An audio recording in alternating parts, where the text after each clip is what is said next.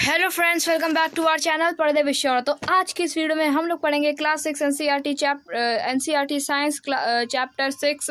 तो आज की इस वीडियो से हम लोग को जो हमारी एक्टिविटी 4 है उसे स्टार्ट करना था। तो उसके पहले वाली वीडियो में हम लोगों ने एक्टिविटी 4 के पहले वाले सारे टॉपिक कंप्लीट कर लिया। आज हम लोग को ये स्टार्ट करना था, तो चलिए शुरू करते हैं। Activity 4, place a potted plant in a room a little away from a window through which sunlight enters some time during the day. Figure 6.12. Continue watering the plant for a few days. Does the plant grow upright like plants out in the open? Note the direction in which it bends if it is not growing upright. Do you think this may be response to some stimulus? All living things respond to changes around them. यानी कि आप लोगों को एक जगह में एक room में एक आपको एक छोटे रूम में आप लोगों को प्लेस अ पॉटेड प्लांट, एक पॉटेड यानी जो पॉट में रखा जाता है उस प्लांट को आपको एक जगह रखना है जहाँ पे सनलाइट ना पहुँचती हो। और जहाँ पर सनलाइट नहीं पहुँचेगी तो फिर कुछ दिन बाद आप लोग देखेंगे कि क्या वो प्लांट ग्रो हुआ। अगर तो वो प्लांट जो होगा वो बिना सनलाइट के नहीं ग्रो होगा। क्यों? अगर वो सनलाइट उसे मिलेगी ही नहीं तो वो फिर फोटोसिंथेसिस कैसे करेगा। तो इसमें कौन रिस्पॉन्सिबल है? इसमें रिस्पॉन्सिबल है ह्यूमन, क्योंकि all living things respond to change around them. यानी जितना भी चेंज, क्लाइमेट चेंज हो रहा है, ये सब किसके वजह से हो रहा है? ये सब लिविंग ऑर्गेनिजम्स की वजह से हो रहा है, लिविंग बींग्स की वजह से हो रहा है, जो हम लोग हैं, हम लोग की वजह से ये सब हो रहा है। फिर हमारे टॉपिक इधर क्या, living organisms and excretion. All organisms need food. Not all the food that is eaten is completely used. Only a part of utilized by the body. What happens to the rest? This has to be removed by the body as wastage. Our body produce some waste in other life process also. The process of getting rid of wastage by organisms is known as excretion. Do plants also excrete? They do, but not as seen in animals. The mechanism in plants are a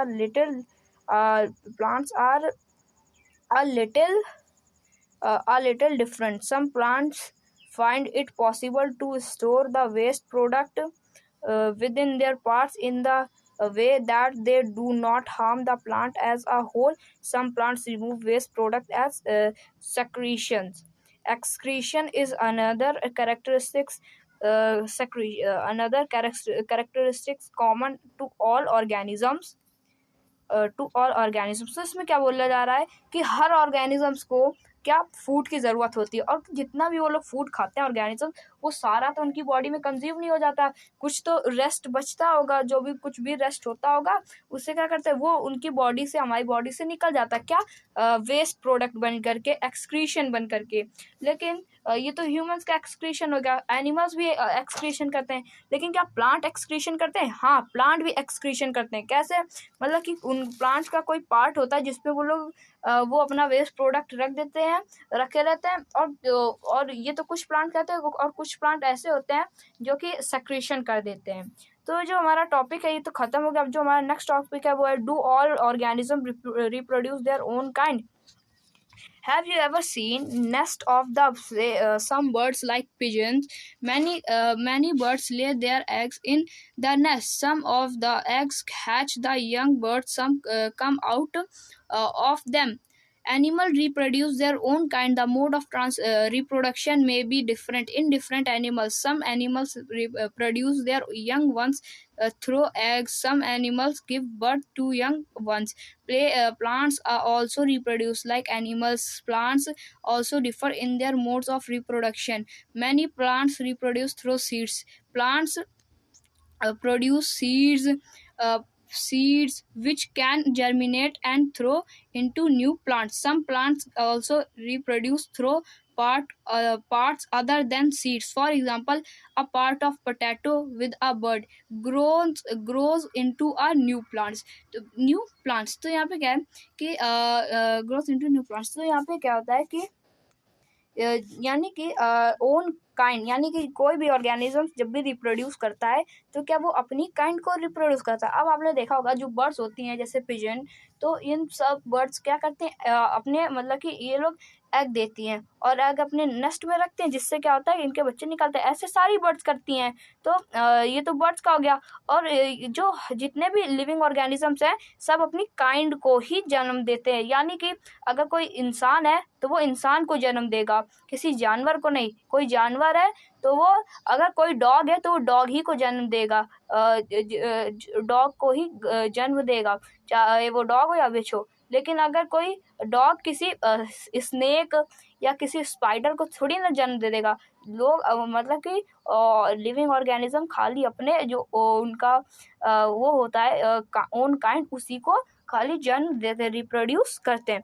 तो जो reproduction होता है हर living organisms का अलग अलग होता है। कैसे, जो कुछ लिविंग ऑर्गेनिजम्स होते हैं जो कि मतलब अपनी उनको एग देकर रिप्रोड्यूस करते हैं। एग के माध्यम से, यानी एग देते तब उनका बच्चा था, जैसे कि बर्ड्स हो गई, हैन हो गई। तो ये सब अपना एग दे करके बच्चे मतलब कि इनका रिप्रोड्यूस करते हैं अपने बच्चों का। लेकिन कुछ जैसे एनिमल्स हैं या इंसान भी, वो खुद मतलब कि वो बर्थ कर देती हैं, जैसे कि काऊ, बफेलो और इंसान भी ये क्या खुद बर्थ देती हैं, यानी जन्म देती हैं खुद। तो ऐसे होता है। और जो प्लांट्स होते हैं इनका भी अलग मोड है। वो क्या करते हैं, वो सीड्स को जर्मिनेट करते हैं, यानी वो सीड्स को पैदा करते हैं। जब उनसे प्लांट निकलता है वही उनका रिप्रोडक्शन, मतलब कि इनका वही उनका बच्चा होता है। तो आप लोगों ने समझ लिया होगा कि प्लांट्स हमेशा अपने और लिविंग ऑर्गेनिज्म अपने काइंड को ही जन्म देते हैं। तो इधर तो हमारे इधर एक और लाइन है, plants also reproduce through cutting. Would you like to grow a plant in this way yourself, यानी कि जो प्लांट्स होते हैं वो कट करके भी निकाले जाते हैं। अब आप इधर देख पा रहे होगे, जैसे क्या पोटैटो प्लांट से नहीं निकलती। पोटैटो एक रूट है, पोटैटो रूट होती है।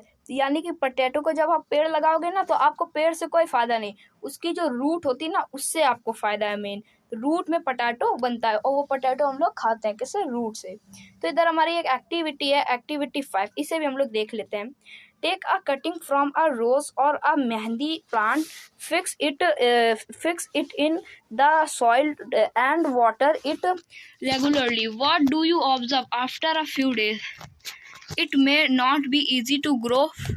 It may not easy to grow plants from cutting. Do not be disappointed if your cutting does not grow.